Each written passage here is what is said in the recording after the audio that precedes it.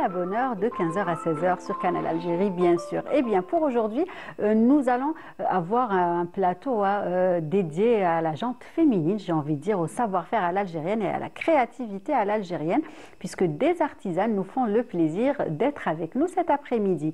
Pour certaines, elles vont annoncer une belle actualité et pour d'autres, elles vont parler justement d'un beau projet. Eh bien, il s'agit d'une rencontre qui a vu la participation de l'Algérie au Métaverse avec la participation de deux de nos invités, deux artisanes, deux créatrices de bijoux, Mounira Kahoul et Linda Lekhal. Et puis, nous aurons également le plaisir de recevoir une troisième artisane, créatrice de bijoux également. Et il s'agit d'Amel Cherabi, qui, elle, justement, va nous parler de son parcours et nous allons revenir également à une belle exposition qui se tient du côté du Musée national du Bardo, une exposition dédiée au patrimoine. Elle est intitulée L'Ahrayar. Et bien, nous reviendrons sur toute l'ambiance de ce bel événement. Et puis, la team du mardi après-midi, Wahida et Yasmine. Wahida pour la rubrique Shkounishfa et Yasmine pour la rubrique Inspiration Habitat. En tout cas, nous avons hâte de retrouver les filles comme à chaque fois et de partager avec vous tous leurs conseils et tous leurs beaux souvenirs. Voilà donc le programme de l'émission de cet après-midi, de la musique bien évidemment, avant de recevoir tout ce beau monde. Une belle chanson choisie par la script Hajar et on revient.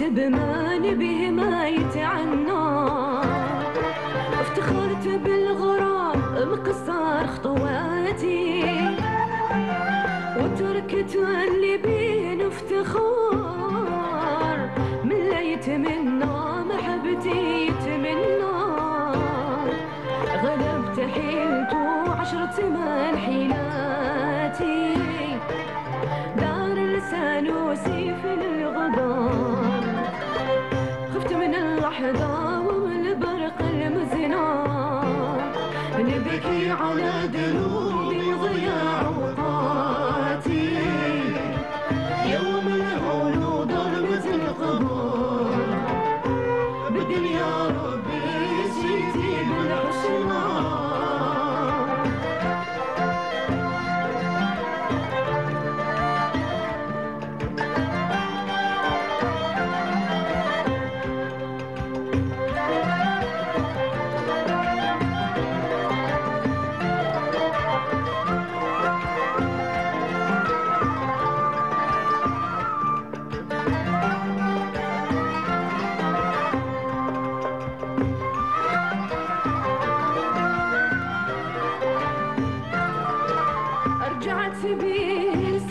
من رجعتي من دعا بعناية الحصان هذا اللي ما ضحيت بيه مع النار هذا هو الهايم زياد لعاتي رد في قلبي ما بقى كتار والعين من اشوف ما تتهنى أنا يحق لي نتعزى في حياتي ونبدل منام بصار ما تبعت لا فرض ولا سنة نبكي على ذنوبي وضياع أوقاتي يوم الهول وضربة القبر بدي يا ربي سيدي بالحسنى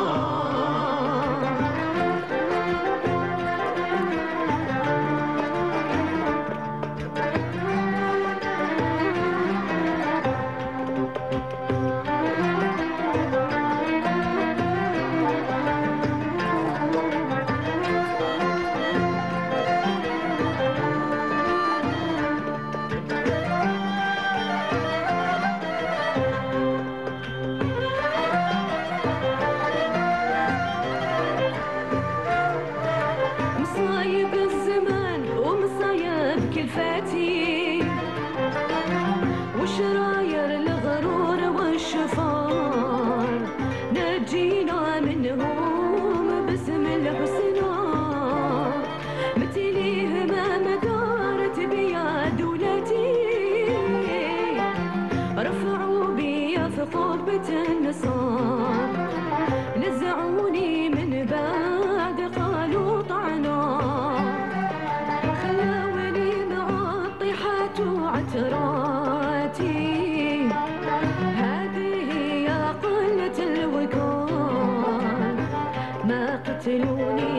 يا ويلي نتهنى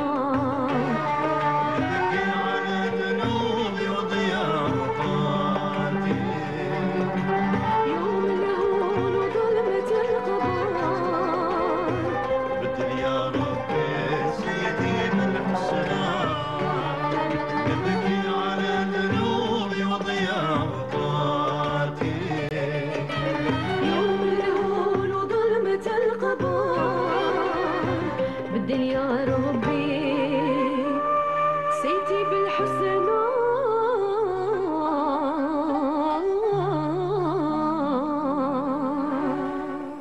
Voilà donc une belle chanson signée Hesna Hennia que nous saluons cet après-midi. Et puis nous allons rester justement dans cette ambiance traditionnelle, hein, donc tout ce qui fait notre identité, la richesse de notre patrimoine également avec nos invités. Puisque cet après-midi, j'ai le plaisir de recevoir tout d'abord.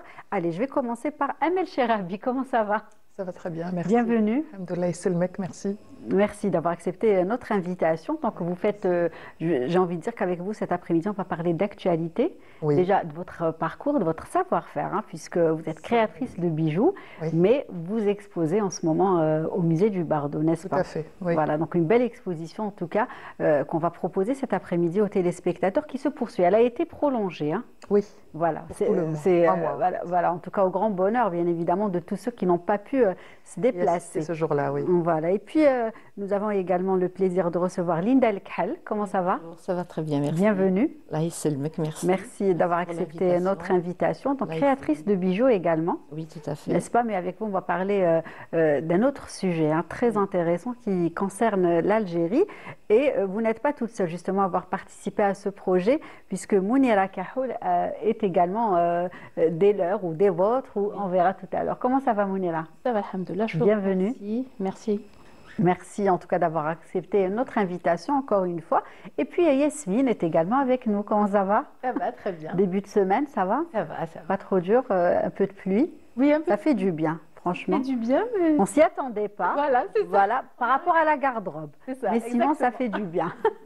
Très bien. Donc, on va commencer, je disais tout à l'heure, par parler justement de la participation de l'Algérie au métaverse. N'est-ce pas, Mounira? Puisque vous avez eu justement l'opportunité de participer à cet événement virtuel, hein, entre parenthèses, n'est-ce pas? Alors, Oui, tout à parlez-nous fait, justement tout à de fait. ça. C'était- Si on peut déjà présenter un petit peu le Alors, le métaverse. métaverse, vous savez que la technologie n'arrête pas de Voilà, nous on revient toujours à Alors, la technologie, tout aux à fait, avancées hein. technologiques et à tout ce qui se fait maintenant avec l'IA, avec les réseaux sociaux et que ça devient aussi très important d'avoir sa place, n'est-ce pas? Ben oui, je crois que Mhm. c'est un enjeu C'est ça. très important parce que bon, l'avenir est dans tout ce qui est technologique Exact. et il est grand temps d'occuper les espaces dédiés à cet effet. Mhm. Et donc, l'expérience sur Metaverse, donc ça s'est passé il y a un peu plus Mhm. d'une année. Mhm. Donc, nous avons été contactés par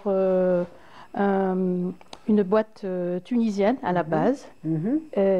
qui était sur un projet virtuel. C'était la création d'un musée Voilà. africain Africain, virtuel sur Metaverse. c'est ça. Voilà, donc c'était en collaboration directe avec Meta. Mhm.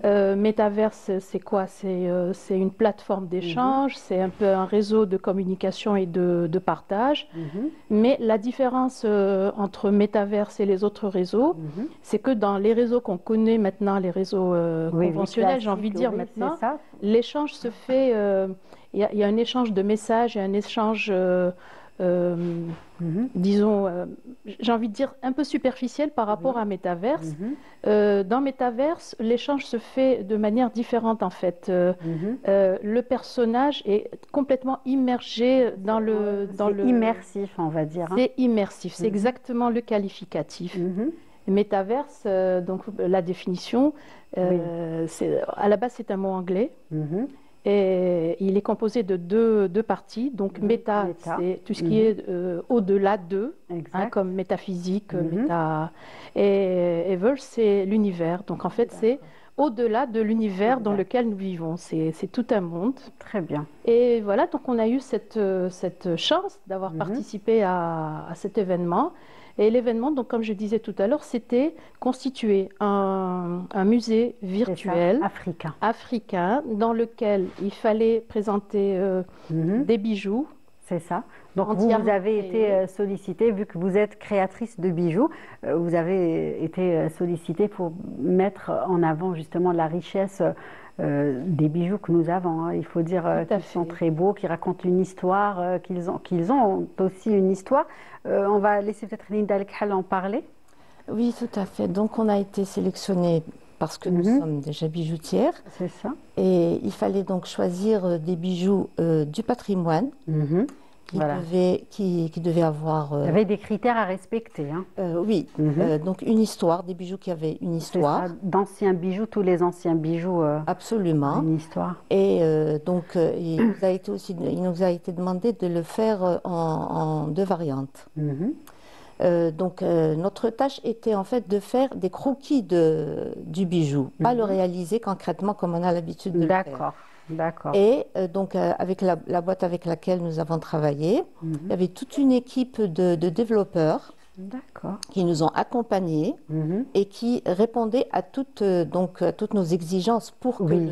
pour que le bijou soit vraiment fidèle Oui, fidèle, à la fidèle pièce d'origine. à la pièce d'origine et à ce qu'on attendait. Mhm.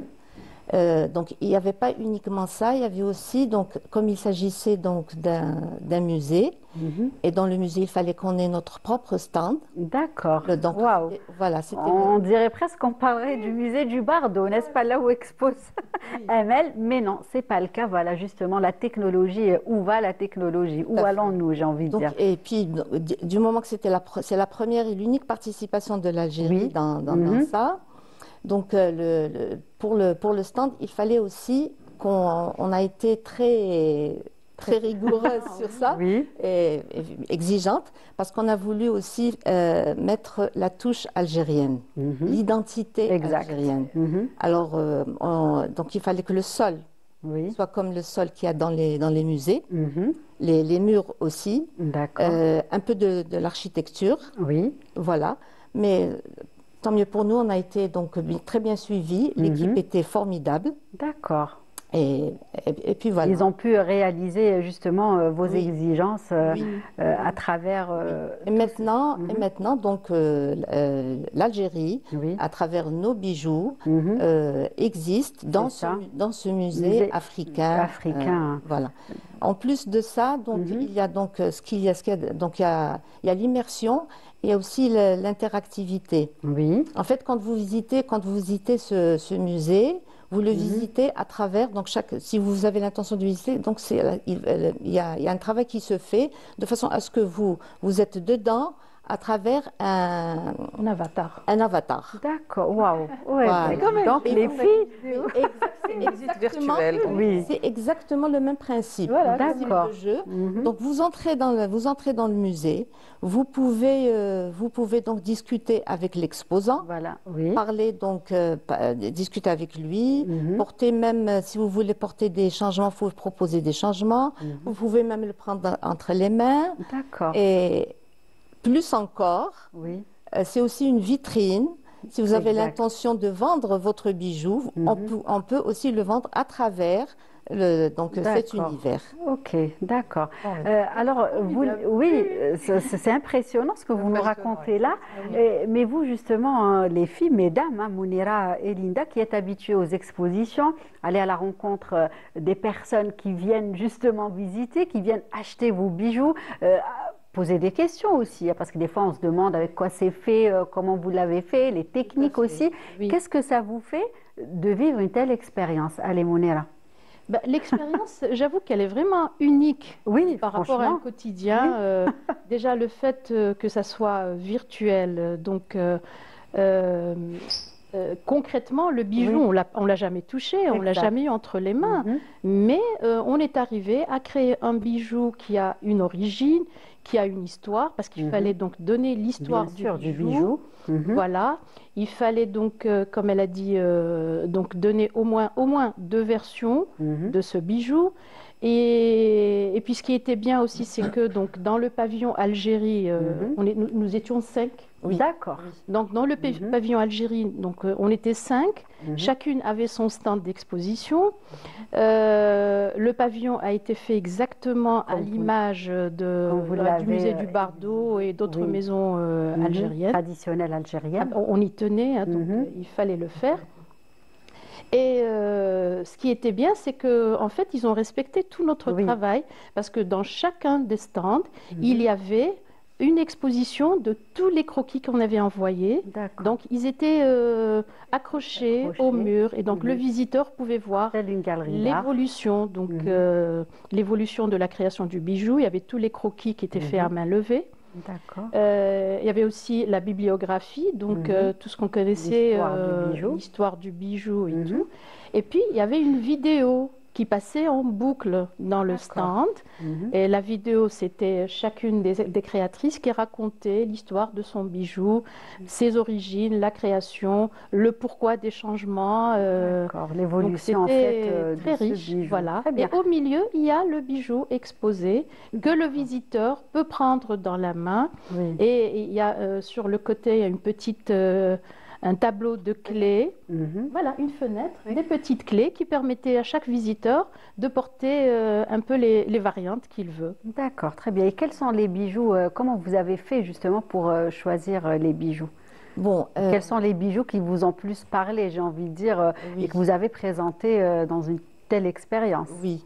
Bon, il fallait faire quand même une bonne recherche. Oui, c'est ça. Pour retrouver un bijou qui se fait rare. Celui que j'ai choisi, par exemple, n'existe plus depuis 1930. D'accord. C'est un bijou des Aurès. Alors, ce sont des boucles d'oreilles qui se portaient pas. C'est-à-dire qu'il n'avait pas à voir le porté. Oui, on en a déjà. Exact. Donc, il s'agit donc d'un cercle. Et dans le diamètre allait jusqu'à 10 cm, voire 14 parfois. D'accord. Et donc ce bijou-là s'appelle Alaqa Chouchana.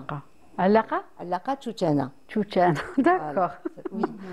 Donc on a eu, avec la collaboration de Ghdaouj El Amia, le musée de Ghdaouj El Amia, Madame Noura Harishan, qui nous a donc donné la documentation qui était en rapport avec ce beau bijou, ancien bijou, très ancien.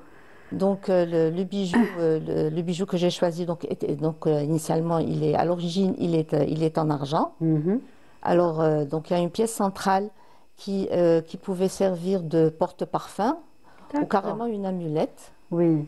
Et d'où sortaient donc des petites chaînettes avec des extrémités, parfois c'est des khamsettes ou autre forme.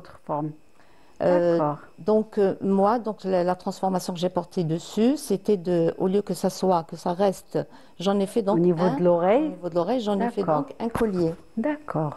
Un collier en or. Et donc il y avait deux variantes. Donc la première variante donc or. Et que j'ai garni et serti Oui. Virtuellement, voilà. Deux pièces précieuses et semi-précieuses. D'accord. La pièce centrale, donc elle était en filigrane. Et donc ça c'est grosso modo. Hein. Oui. Et la deuxième variante était donc en argent. En argent. Devait être en argent.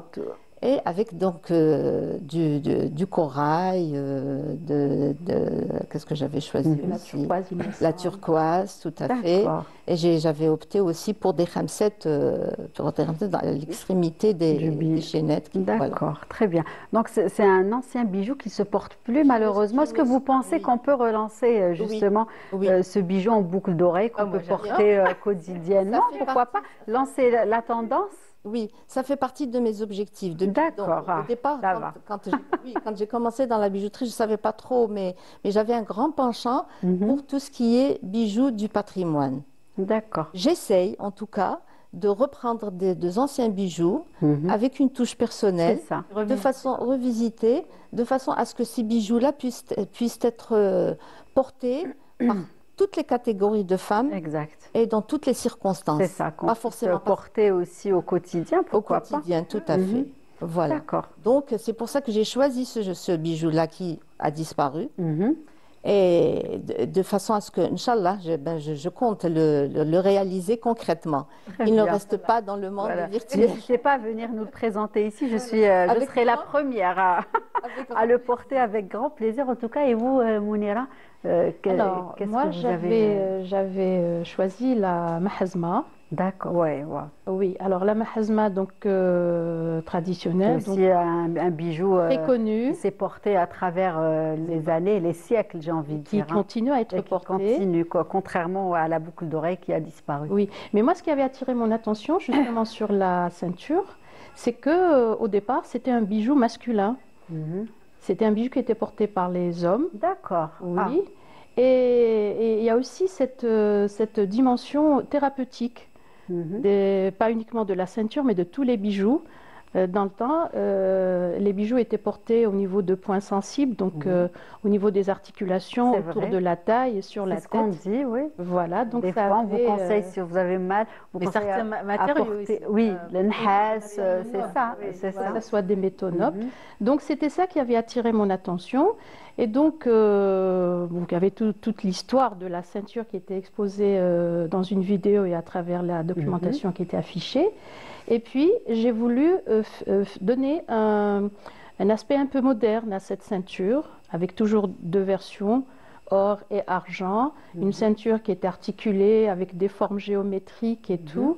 Et j'avais même l'intention de la faire plus légère, donc au lieu que ça soit une ceinture qui fasse tout le tour de la taille, uniquement la moitié, Voilà, et oui. avec des cordons en C'est cuir ça, qui c'est se ça. portent. C'est vrai que ça la rendra plus légère, plus Voilà. facile à porter. Voilà, avec des cordons en cuir et faire que les jeunes puissent la porter au Exact, quotidien. Exact. Et puis, très belle idée, j'ai envie de dire. Et il y a eu combien de bijoux qui ont été justement mis dans cette plateforme? Eh ben, il y en avait 5. 5 en tout. Cinq. Hein. Chacune D'accord. de nous avait Donc, la boucle d'oreille, revisitée par Linda, le mahzma oui. aussi. Donc, Est-ce qu'il y avait... il y a eu le mdibah. Il y avait le mdibah. Ah, mdibah, c'est Alors, quoi? Madame Belkacem, elle avait fait donc une combinaison entre le mdibah et khit al-rouh. Voilà, ce que j'allais dire, khit al-rouh, normalement, Voilà.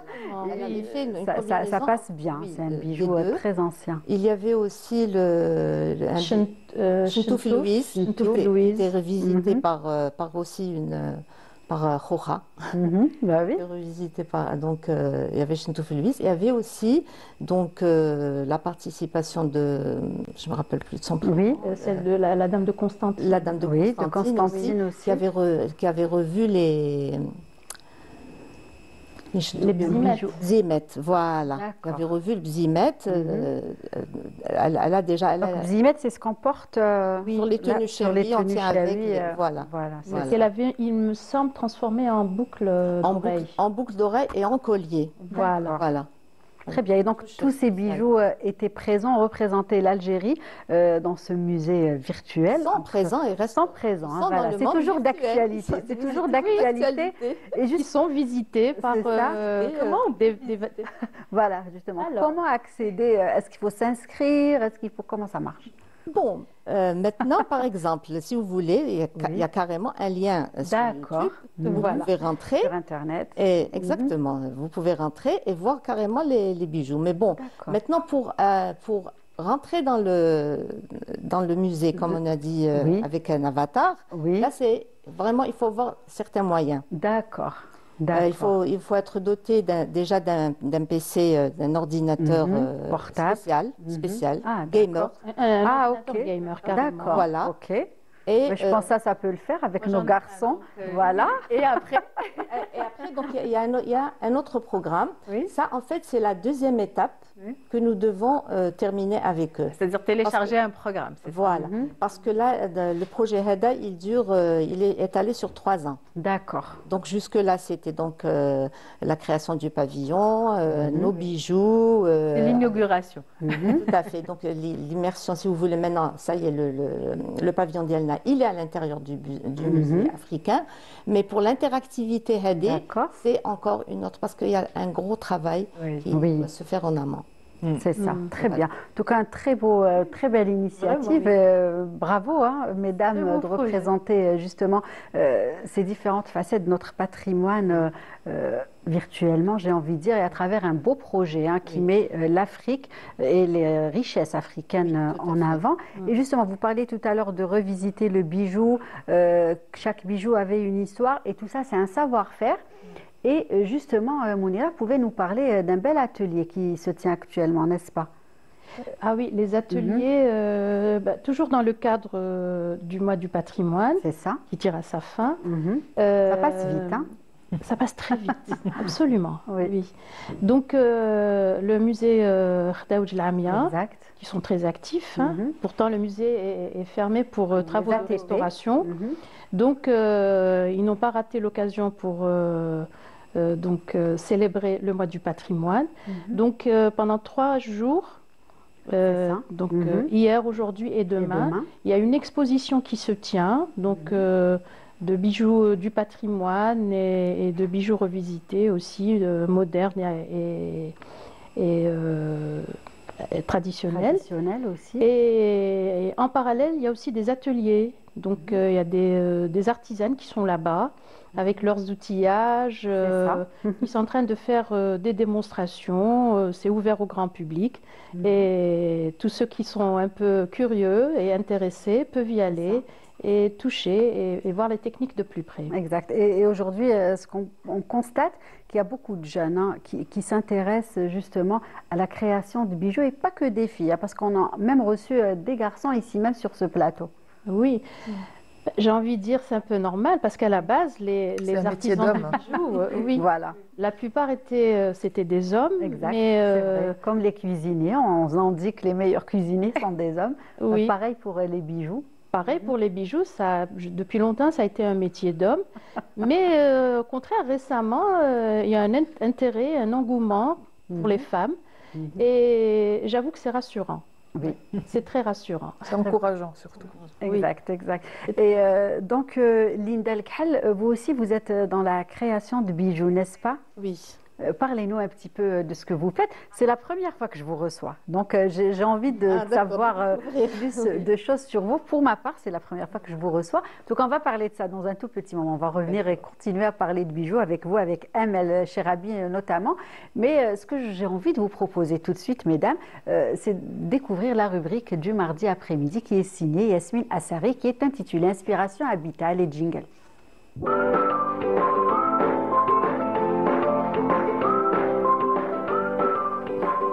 Alors, Yasmine. Alors aujourd'hui, on va parler d'architecture thérapeutique.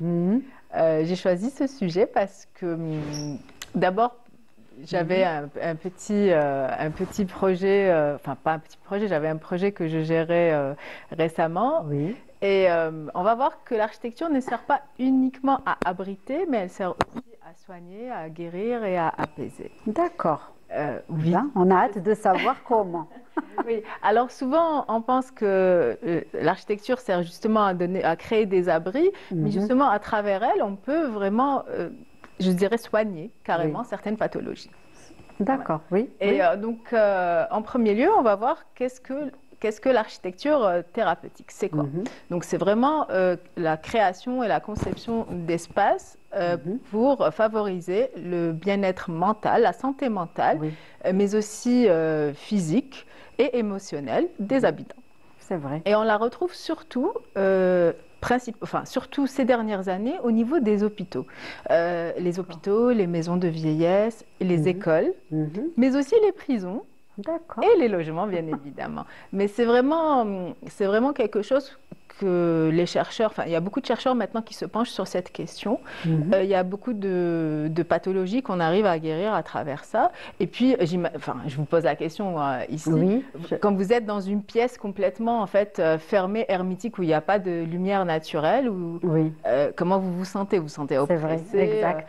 Par contre, dans une lumière baignée de soleil naturel, vous vous sentez tout de suite on se sent mieux, on se sent bien, qu'on est heureux. Oui, tout à fait, c'est ça. D'être là. Oui, on est heureux. Donc, j'avais quelques exemples. En fait, récemment, je crois en 2020, oui, ça c'est une petite photo, c'est une photo en fait d'une architecture qui est, on va dire, environnementale, c'est-à-dire on voit le bois, elle ne nous agresse pas comme les bâtiments en béton. C'est doux, exact. en fait. C'est vrai. On se sent plus apaisé parce que c'est des matériaux naturels. Oui. Y a pas trop, le niveau, en fait, le volume, je dirais, de plein et de vide aussi est bien calculé. C'est-à-dire qu'on n'a pas l'impression d'être tout de suite face à un mur. Exact. Et on a moins cette sensation d'oppression. Donc, je disais, il y avait un projet qui a été fait à l'étranger. Et c'était une maison c'était un centre anti-cancer. D'accord. Oui, un centre anti-cancer.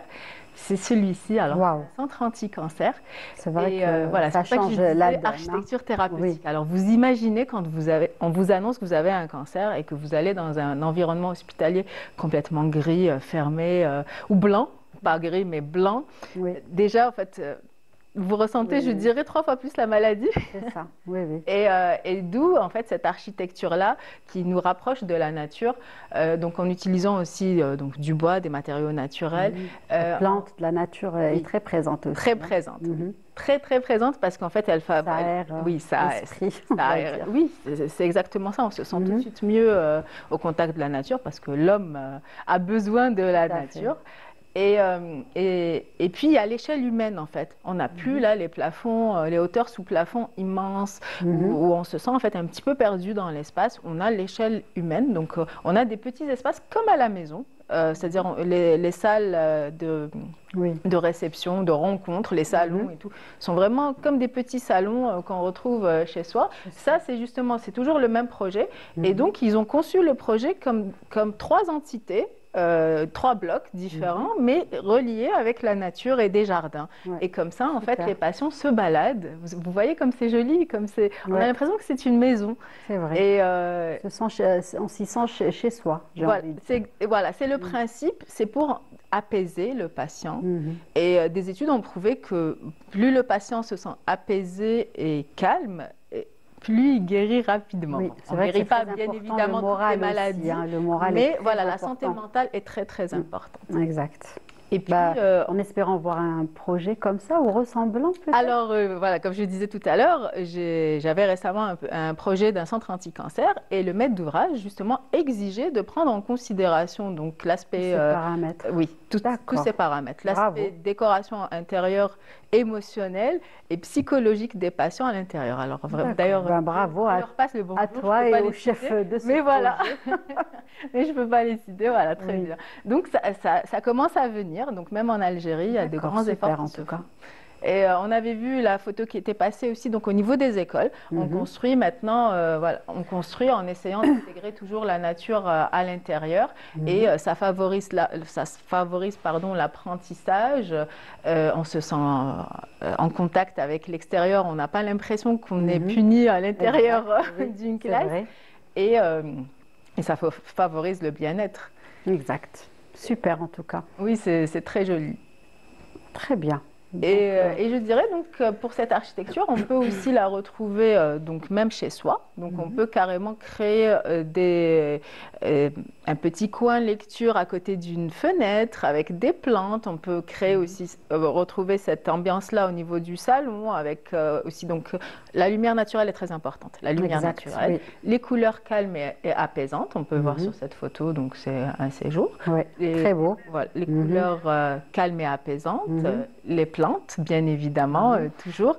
Et puis la circulation aussi. C'est très important de fluidifier la circulation, ne pas avoir d'obstacles quand on circule chez soi ou ailleurs. Et puis l'acoustique. Et c'est très important de créer des espaces calmes et apaisants. Parce que quand vous êtes en contact... On est exposé pour aller vers un double vitrage peut-être. Exactement, voilà.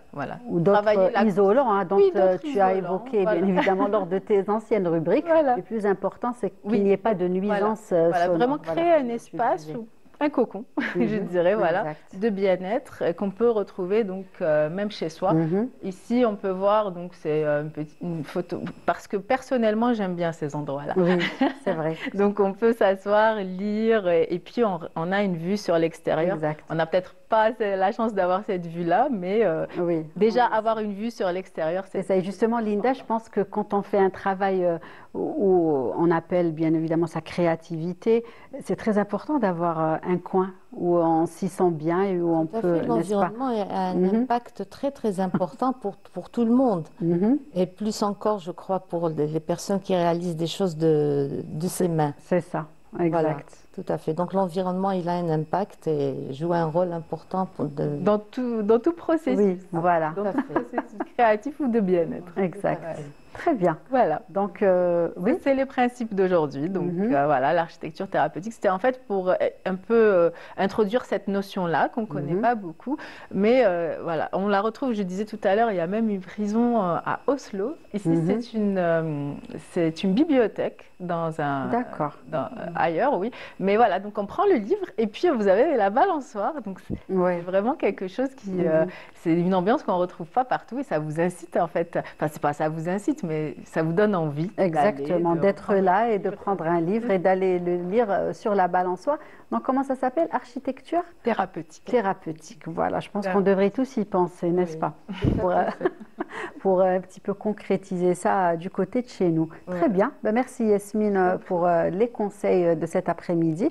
Donc, une architecture thérapeutique, pourquoi pas, pour passer cet été, hein, Oui, n'est-ce pas? nos projets Voilà, pour l'Algérie. Donc, on va. Aussi, Voilà. surtout que tu as parlé d'un beau projet. Donc, il s'agit d'une maison pour les cancéreux, c'est ça? Oui, oui, un centre anti-cancer. Un centre anti-cancer. En tout cas, bravo à toi.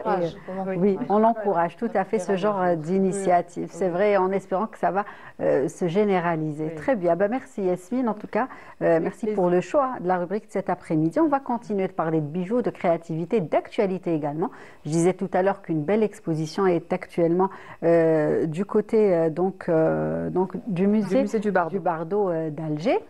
On va dire peut-être au revoir à Yasmine, c'est ça, pour que Wahida nous rejoigne et puisse aussi profiter un petit peu du savoir-faire hein, des dames qui sont avec nous cet après-midi. Merci Yasmine, on se retrouvera demain avec grand plaisir. Et puis bonne fin de journée.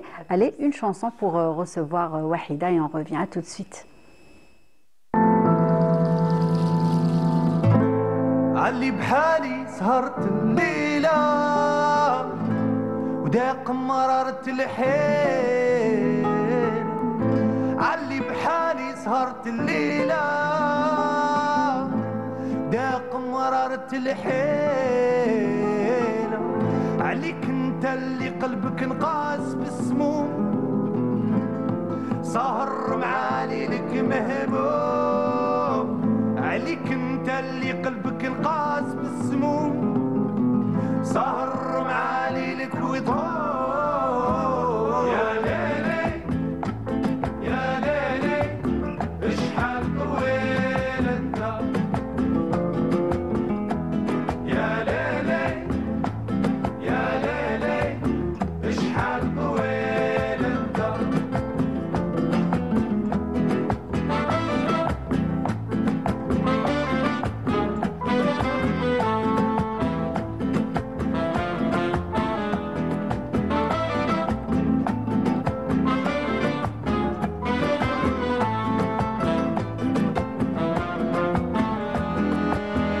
عليك انت يلي قلبك نقاس بالسموم وقوات سموم الباردة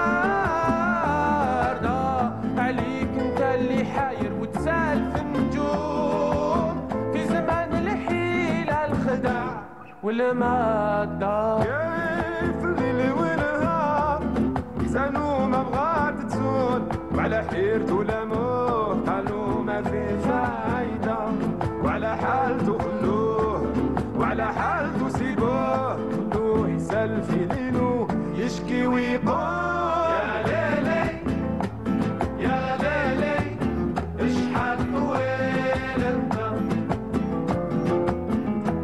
يا ليلي يا ليلي اشحال طويل انت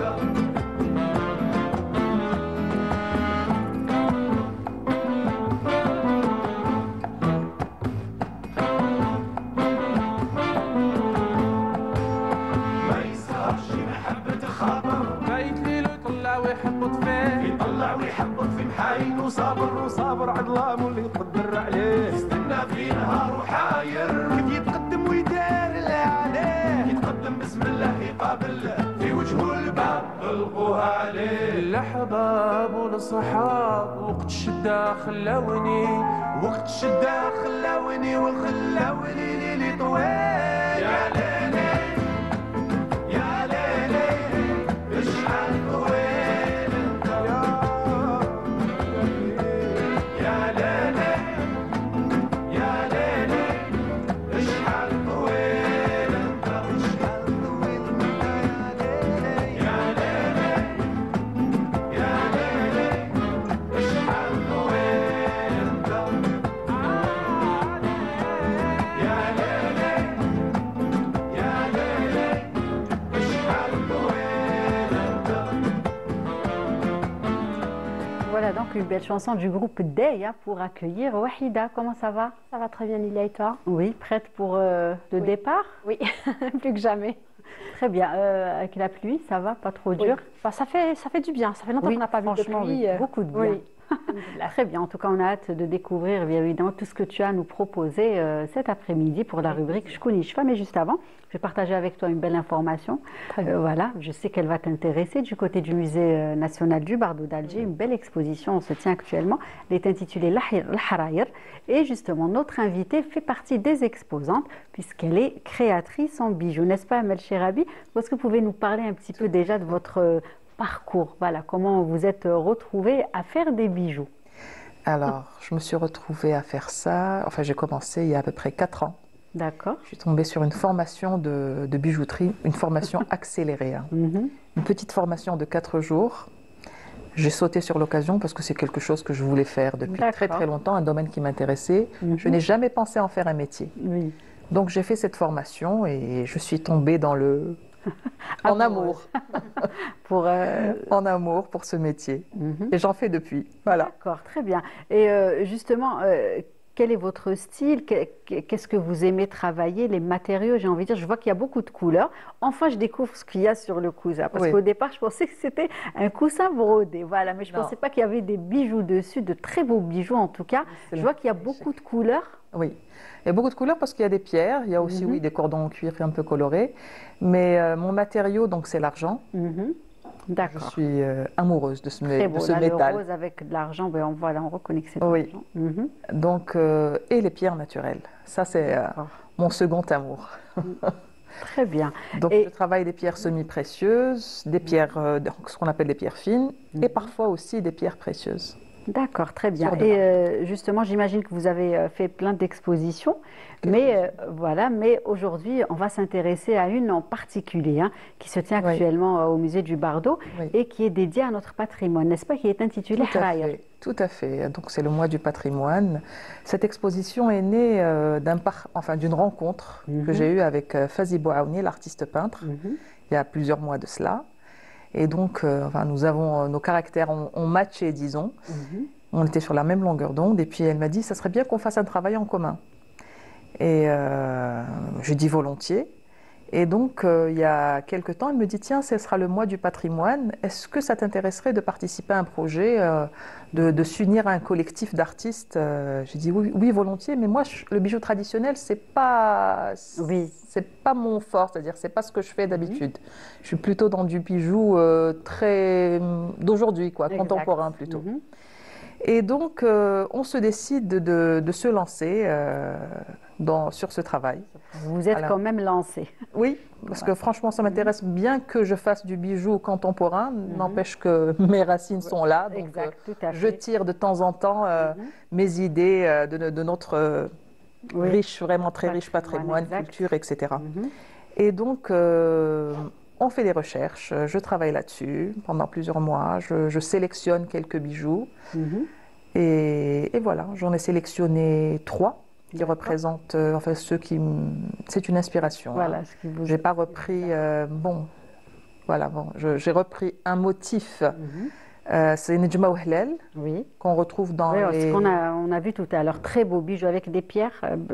Voilà, c'est culture, celui-là. Oui, c'est des perles de culture avec un grenat et des péridots verts. En fait, j'ai repris les couleurs du drapeau. Voilà, Johar en blanc. Voilà, Johar, en vert, c'est les péridots et la pierre au centre, c'est un grenat. Magnifique.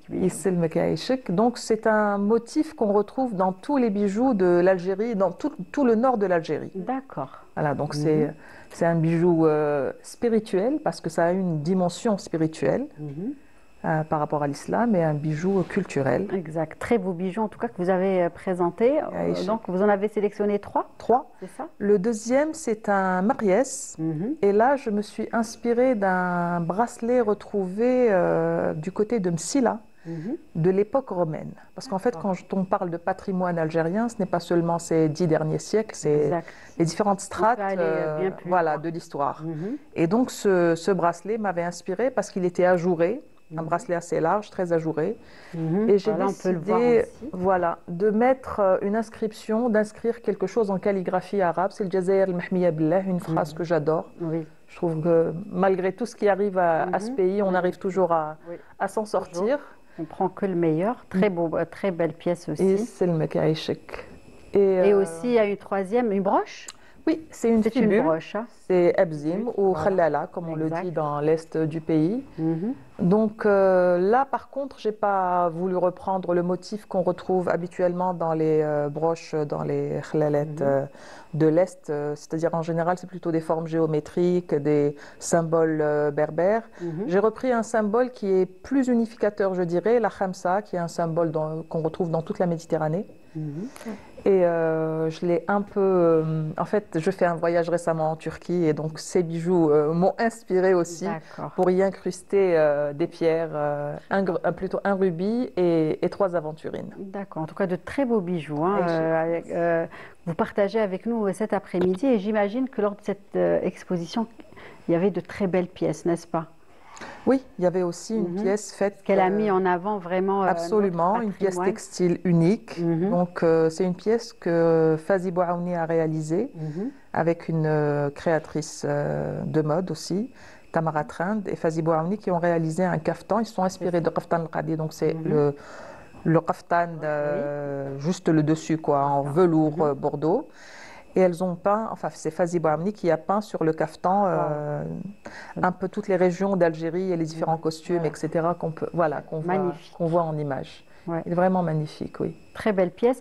Et justement... Ainsi qu'une grande toile. Elle a fait aussi une grande toile qu'elle a appelée Hunna. Pensant à toutes ces femmes qui, les femmes qui représentent les différentes régions d'Algérie. Exact. En tout cas, plein de belles choses sont mises en avant, j'ai envie de dire, à travers cette belle exposition qui se déroule au musée du Bardo, rappelons-le, et qui se poursuit, parce qu'elle a été prolongée. Voilà, la bonne nouvelle. Exactement. Alors, on devait participer pendant le mois du patrimoine, qui se termine le 18 mai, mais ça se prolonge pendant un mois, donc ça sera là jusqu'à début. Très bien. En tout cas, pour ceux et celles qui n'ont pas eu le temps, Wahida, tu n'as pas eu le temps de le faire, d'aller visiter cette expo. Donc, sachez qu'elle se prolonge du côté du musée du Bardo. Donc, Linda, justement, on parle du style. On connaît le style de Mounira, elle en a parlé souvent sur ce plateau. Il y a aussi le style de Amel Cherabi qu'on découvre là cet après-midi, qu'on fait découvrir aux téléspectateurs. Et donc, j'aimerais aussi parler de votre style. Comme j'ai dit tout à l'heure, donc j'essaye de reprendre principalement, bien qu'il m'arrive parfois quand même de répondre un peu à mes goûts. Oui. Quoique tous les bijoux que je réalise, en ce moment, ce sont que des bijoux que je me vois moi porter. D'accord. Mais donc c'est des bijoux, je m'inspire beaucoup des bijoux traditionnels. J'essaye de reprendre quand même des pièces qui ont une histoire, mais en leur donnant non seulement donc ma touche dans la fabrication, mais aussi même la matière avec laquelle je travaille. Je travaille beaucoup avec le laiton. D'accord. Donc le laiton, donc l'aspect, c'est pas uniquement pour l'aspect doré qui très souvent est demandé par les femmes. Mais aussi, j'aime bien Pourquoi? Est-ce parce que ça ressemble à l'or, peut-être? Ça peut prêter à confusion, c'est ça? Il y a un peu de ça. Oui. Il y a un peu de ça. D'accord. J'avoue. Mais j'aime aussi. Mais c'est beau aussi, c'est le rendu. Oui. Ça dépend après du modèle que je choisis. Mais j'aime aussi garder son aspect un peu oxydé, qui fait ressortir un peu l'authenticité, l'ancienneté du bijou. Du bijou. Et par exemple, là, oui. il y a cette paire de boucles d'oreilles. De boucles d'oreilles. Oui. Qui peut rappeler le msharaf, par exemple. C'est vrai. Alors là, c'est orné avec l'ambar. Oui. Qui fait partie aussi de... Donc ça sent bon. Qu'on retrouve à l'est et à l'ouest. Exact. On retrouve sur pas mal de bijoux traditionnels. Absolument. Donc ce sont deux matières avec lesquelles je travaille beaucoup. Je suis contente de savoir que les femmes aiment beaucoup ça. Et elles sont ravies de revoir les anciens bijoux revus autrement et qu'elles peuvent mettre sur toutes les tenues. Exact. C'est vrai que maintenant, on peut les mettre pour des occasions, mais on peut aussi les porter tous les jours avec des tenues assez simples, on va dire. Absolument. Voilà. Très bien. En tout cas, de très beaux bijoux qu'on a pu découvrir. Voilà un autre qu'on a pu découvrir en images, justement, pendant que vous en parliez. En tout cas, merci mesdames d'être venues partager tout cela avec nous. On va continuer, ce n'est pas fini d'en parler, mais on va donner la parole à Wahida pour justement la rubrique « Je connais pas ». Allez.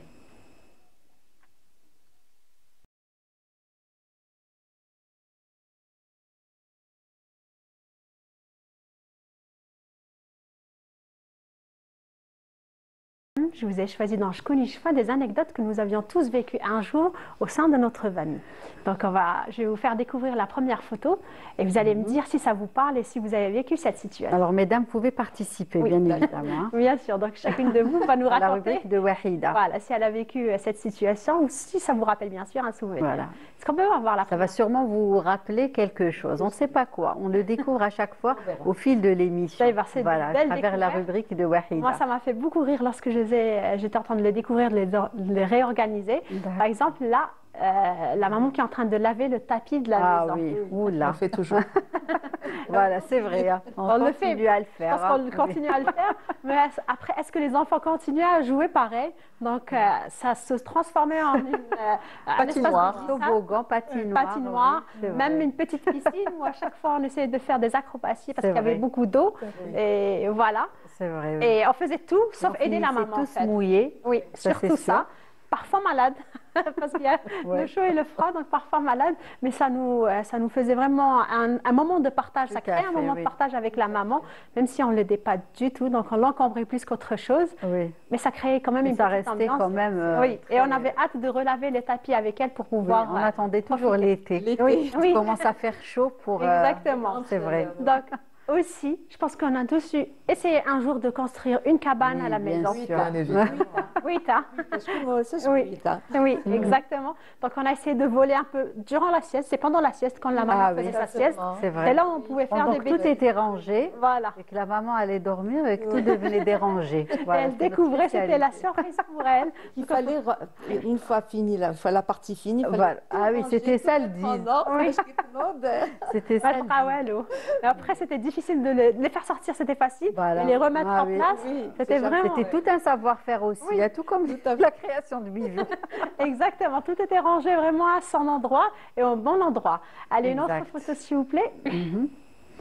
Alors, oui, bien sûr. Toujours la personne qui essaie de régler la télévision à l'intérieur. Et l'autre en bas. Oui, donc je suis à droite, je suis à gauche. Et puis c'était toujours le petit de la maison, le plus souple. C'est vrai, le plus souple qu'on envoyait sur le... Voilà. Vrai. Et puis il fallait vraiment faire attention. C'était dangereux quand même, là, en voyant comme ça la photo. On ne s'en rendait pas compte, exactement. Avec du recul, on ne s'en rendait pas compte. Et puis c'était vraiment, il fallait avoir la précision pour pouvoir vraiment capter l'image et ne pas le bouger. C'était au millimètre près. Oui, millimètre. Il fallait être avoir l'écoute active et attentive, voilà. Dès qu'on nous disait c'est bon. Exact. Et avant Internet, bien sûr, il y avait une réunion. Dire qu'on a consacré toute l'émission justement à la technologie et voilà que Wahida nous replonge Et oui. Dans les temps mais après, à l'époque où on n'avait rien du tout. Exactement. Puis on passait beaucoup de temps en famille, on s'amusait, surtout les week-ends, le vendredi soir et le jeudi soir, où il y avait souvent des films algériens qui passaient à la télévision. Donc la famille se regroupait, je pense qu'on se regroupait tous autour d'un petit dessert. Souvent c'était des petits gâteaux, tout simplement. Du flan. Surtout flan, effectivement. C'est vrai. C'était Mounira, ça vous parle? Ah oui, comment, tout à fait. Et puis il y avait des graines qu'on séchait aussi à la maison. Je ne sais pas si vous faisiez ça chez vous, des graines de, par exemple, quand il y avait des fruits ou des légumes, on faisait sécher ces graines pour pouvoir les consommer, les graines de courge. Et même de la pastèque et tout, c'était pour les consommer en soirée. Et puis le fameux avion. Ah oui. Voilà, le fameux avion, c'était vraiment l'activité favorite des enfants. On avait l'impression de voler, d'être un super-héros un jour. Puis après, la petite fille, elle a porté une cape. Et puis, c'était... En fait, on attendait vraiment son moment de partage avec le papa. Il se faisait rare, mais c'était un moment de partage qu'on partageait avec lui en étant heureux. Exact. Puis, même le papy pouvait justement avoir... Exactement. Et même le grand frère, parfois, il s'apprêtait au jeu. C'est vrai. Lui qui faisait... Et puis... Je pense qu'on a tous un jour révisé, essayé de réviser, faire semblant de réviser. Et pour se motiver, on avait une radio à côté de nous pour pouvoir écouter un programme de radio. Mais après, il faut... Des cassettes. Oui, des cassettes. Et puis, je ne sais pas, il y avait des programmes éducatifs qui passaient à la radio. Oui, c'est vrai. Donc, il y avait vraiment des programmes éducatifs par rapport à ce cours, carrément. Oui. On suivait des cours, c'était des leçons. C'est vrai, des leçons. Avec un tableau noir et de la craie. Exact. Oui, c'est voilà. C'est vrai qu'à une époque, il y avait des leçons qui passaient à la radio. À l'époque, on écoutait, on essayait d'écrire et de reprendre les idées, enfin les points importants pour pouvoir réviser, parce qu'on n'avait pas vraiment les cours particuliers. Non, c'était une façon, ça n'existait pas à l'époque. C'était une façon de réviser, d'être vraiment à jour. Et puis, oui, le fameux massage. Le massage algérien. C'est vrai. Le fameux massage algérien. Après une longue journée du papa, donc il rentrait, il fallait vraiment faire le massage et heureux celui qui le faisait. Et pas que pour le papa. Moi, je me rappelle que je le faisais pour ma grand-mère. Allah ma grand-mère. Comme ça. Surtout, non, les jambes. Au niveau des jambes. Voilà. Et c'était toujours les petits qui s'apprêtaient au jeu parce que c'est les plus légers. Ils sont les plus pratiques dans tous les jeux, dans tout ce qu'on pouvait faire à la maison. Donc voilà, il fallait vraiment le faire, attendre avec impatience la fin de journée pour que le papa rentre et pour qu'on puisse partager ce moment avec eux. Et puis, cette photo, elle est vraiment importante parce qu'on passait... Nous, on se battait pour pouvoir faire ça. On était 4. Il est chanceux. Pourquoi? Parce que vous allez avoir une petite récompense après. Oui. Bon, une sortie. Pour le contact. Voilà. Pour le contact. Qu'il soit content. C'est ça. Parce qu'on se dit qu'il a bossé, qu'il est fatigué. Donc, juste pour lui faire du bien, on va dire. Peut-être pour faire plaisir aussi au papa. Oui. Alors, cette photo, elle est vraiment importante parce qu'on voit ici déjà le grand-père qui partage un moment avec ses petits-enfants. Maintenant, on les voit plus connectés, les enfants, et tout, malgré les technologies. La technologie. Voilà, mais on passe moins de temps en famille et même qu'on a passé beaucoup plus de temps avec les aînés de la famille. C'est vrai. Ben, merci. Amel, alors des photos qui vous parlent? Quelques-unes, oui. Quelques-unes. Je ne me rappelle pas de la radio et les cours, je n'ai pas fait ça, mais quelques-unes, oui. Oui, c'est vrai. Bah, écoute, merci Wahida. Comme à chaque fois, de très belles photos et de très beaux souvenirs. Mounira et Linda, merci. Merci d'être venue partager avec nous, en tout cas, ce beau projet, le musée d'Afrique, et où l'Algérie est présente avec 5 bijoux que vous avez dessinés, revisités, raconté l'histoire de ce bijou. En tout cas, un beau projet qui s'appelle donc, rappelez-moi. Alors, Métaverse. Métaverse, voilà. Et 4 ICC. La plateforme. Voilà, très bien. Notre participation à la Citadelle, donc à travers un talk. Le thème était Métaverse, un écrin pour la préservation du patrimoine. Parce qu'en fait, je voudrais juste... oui, allez-y. C'est un moyen de conserver le patrimoine. Tout à fait. Et permettre de le faire connaître au monde entier. Très bien. C'est pour ça que vous êtes là justement aujourd'hui. Amel Cherabi, merci. Merci à vous. Merci d'être venu partager cet agréable moment avec nous. Et on rappelle qu'on peut vous retrouver vos créations au musée du Bardo tout au long de ce mois. Et merci à vous de nous avoir suivis. Nous arrivons déjà à la fin de cette émission. Très bonne suite des programmes sur Canal Algérie et prenez soin de vous. Et nous aurons le plaisir de vous retrouver dès demain, bien évidemment, avec toute la team. Au revoir. من لا يتمنى محبتي يتمنى عشرة من حيلاتي دار لسان وسيف الغبار خفت من اللحظة ومن برق المزنار نبكي على ذنوبي ضياع أوقاتي يوم الهول وضربة القبور بدنيا ربي سيتي بالحسنى